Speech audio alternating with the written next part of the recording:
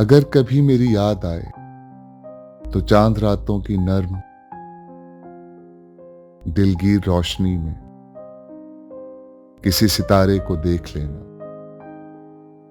अगर वो नखले फलक से उड़कर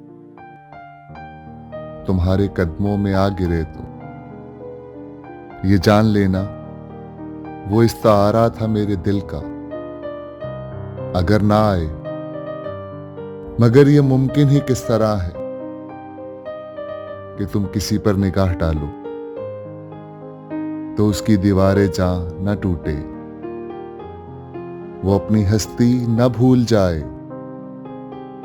अगर कभी मेरी याद आए गुरेज करती हवा की लहरों पे हाथ रखना,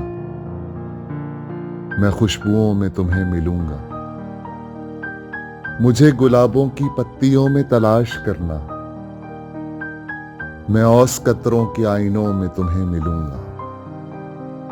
अगर सितारों में, औस कतरों में, खुशबुओं में न पाओ मुझको तो अपने कदमों में देख लेना,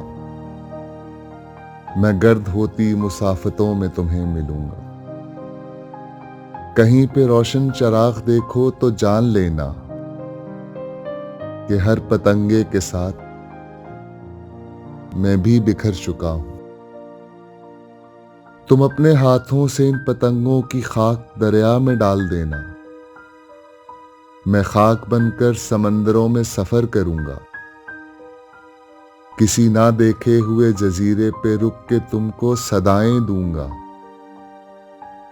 समंदरों के सफर पे निकलो तो उस जजीरे पे भी उतरना।